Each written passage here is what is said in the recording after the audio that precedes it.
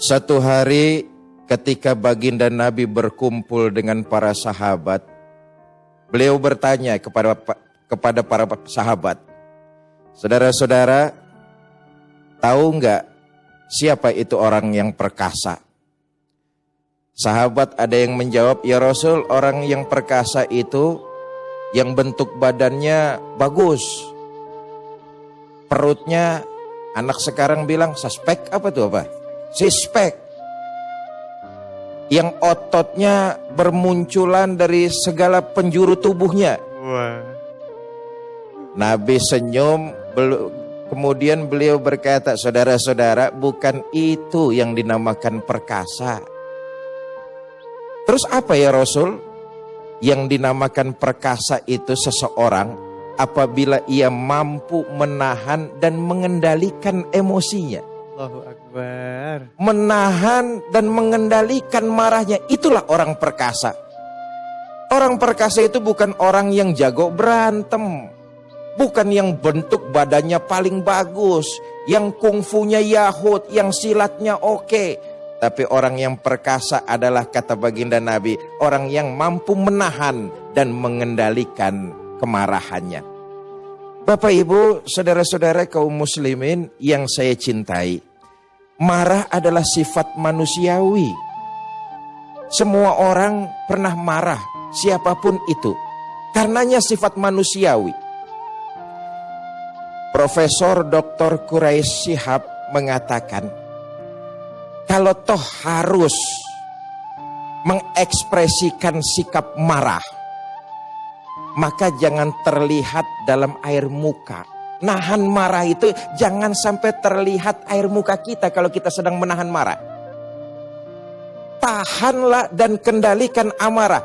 Kata Profesor Dr. Quraish Shihab, jangan sampai terlihat air mukamu kalau kamu sedang marah. Kalau kamu harus terlihat marah dengan ekspresi air muka, tahanlah ucapanmu. Kelihatan orang marah dari muka. Kalau toh harus tergambar dari muka, kata Quraish Shihab, oke, nggak apa-apa, tapi tahan ucapanmu. Ini kan kadang-kadang mukanya merah, ucapannya nggak terkontrol. Ini yang terjadi.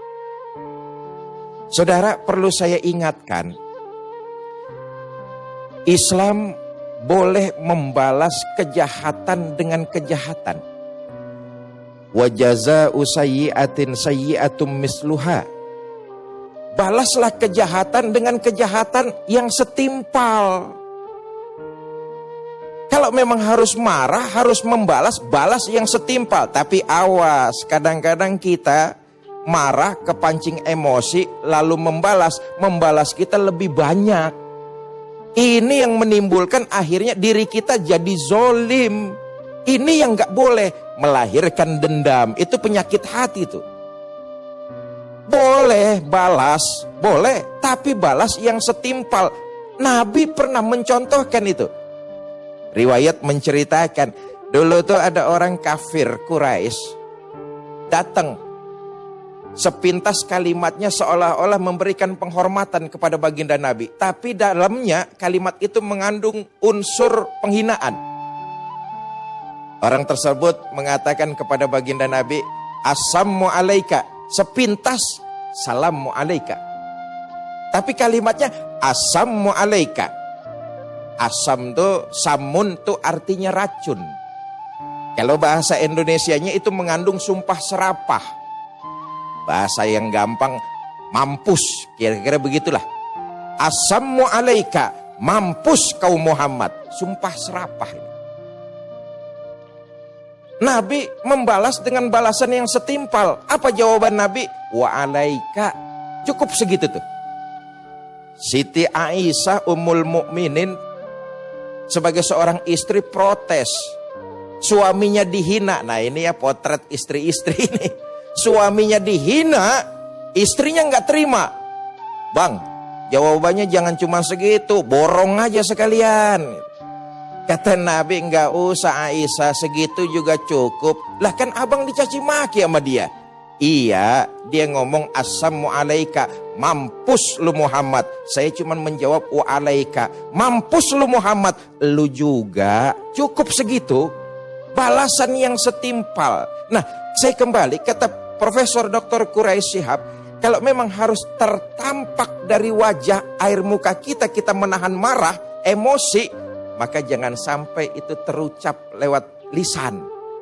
Sebab kalau sudah terucap lewat lisan, itu omongannya bisa diborong semua. Dari mulai kebun binatang sampai binatang kebun mungkin keluar semua itu. Nah, kemudian dilanjutkan kata beliau, kalau memang harus berucap, karena menahan emosi itu berat, kalau memang harus terucap, jangan melampaui batas. Nah, wajazaun sayyi'atun misluha. Kalau memang harus terucap, jangan melewati batas, apalagi sampai terjadi kontak fisik. Ini yang nggak boleh, karena ujung-ujungnya kita yang dapat predikat zolim. Bapak Ibu, saudara-saudara, para pemirsa yang saya cintai, Nabi adalah contoh manusia yang sempurna dan paripurna. Beliau mampu menjadi contoh buat kita, umatnya, dalam mengendalikan dan menahan emosi, mengendalikan dan menahan amarah. Satu riwayat yang ingin saya sampaikan misalnya, betapa indah dan sungguh mengagungkan akhlak beliau yang mesti kita teladani dan kita contoh dalam kehidupan. Karena di balik itu ada pahala yang Allah janjikan sangat besar. Saudara, ketika Nabi pindah dakwah ke daerah Taif, di Taif itu Nabi mendapat perlakuan yang sangat kurang ajar. Dakwah Nabi bukan mendapatkan sambutan, tapi malah sambitan. Sejarah mencatat itu, ya Allah. Saudara bisa bayangkan 14 abad yang lalu, Sayyidul Mursalin, Khotamun Nabiyyin. Alam ini ada karena nurnya baginda Nabi Muhammad Sallallahu Alaihi Wasallam.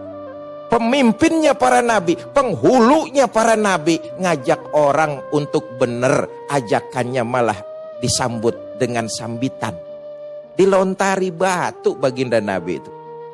Bahkan sejarah menceritakan kaki mulia beliau bercucuran darah. Keluar darah dari kakinya yang mulia. Sebagai seorang manusiawi pedih, perih. Ditahan itu. Bahkan riwayat kemudian melanjutkan, turun malaikat Jibril nawarin bantuan. Muhammad, kalau tadi orang yang nyiksa kamu, yang nyakitin kamu, yang lontarin kamu, yang nyambitin kamu, kalau kamu mau sekarang mereka mendapat balasannya, saya angkat gunung-gunung di Mekah, saya timpakan kepada mereka biar mati semua.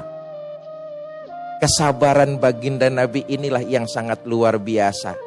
Apa kata Nabi? Inilah indahnya. Nabi mencontohkan, menjadikan teladan buat kita untuk mengikuti sesuai kadar dan kemampuan kita.